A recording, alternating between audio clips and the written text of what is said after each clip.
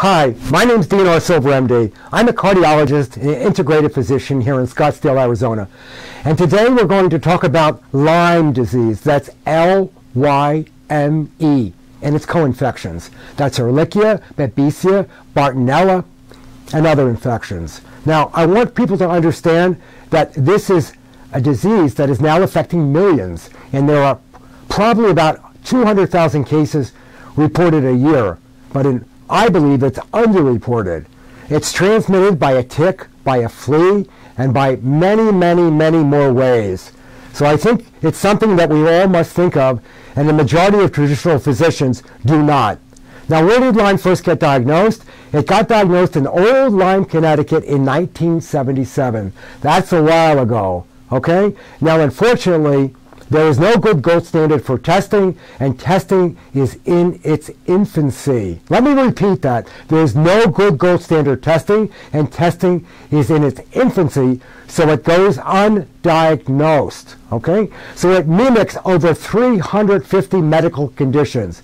Things like fibromyalgia, chronic fatigue, lupus, rheumatoid arthritis, Alzheimer's, low thyroid, MS, Lou Gehrig's, depression.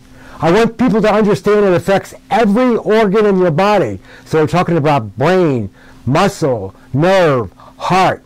It spares no organ, okay? Now, because there's no gold standard in testing, I prefer a Western blot test. That's Western blot, B-L-O-T. And the lab I like is in California. It's a tick lab. It's a specialty lab. And I suggest listeners have their blood tested there. The name of the lab is called IGenix, I-G-E-N-I-X. IGenix, I-G-E-N-I-X. Okay? There's also another laboratory that can also culture your Lyme. Culture your Lyme. It takes a couple months. I think they're the two best labs to use. There's other labs that do some immunity testing that look at antibodies that I also do use on occasion, okay? But I think you must find a Lyme literate physician, and I think this would be pertinent, okay? Now let's talk about a little bit about the treatments. The treatments are based on, I use herbs, I use IV antibiotics, I use detoxification, I look at metals, I look at EMFs, which are radiation, I balance hormones, I clean the gut, I look at our food, and of course I treat our fungus. So you realize that this is multifactorial. So it's a combination of many, many things. The first thing I suggest is getting tested. Find a Lyme literate physician. So if you have any of those symptoms, if you're depressed, if you have Alzheimer's, fibromyalgia, lupus, and your doctor tells you there's no answer, you may have Lyme disease. You may have Ehrlichia, Bartonella, Babesia, mycoplasma, okay? So if you've been with dogs, you've been with fleas, you've ever bitten by a tick or a flea, think about it. Now, listeners, I want you to look up online. It's a DVD, it's a video, it's called Under Your Skin. Under Your Skin. You must watch it, okay?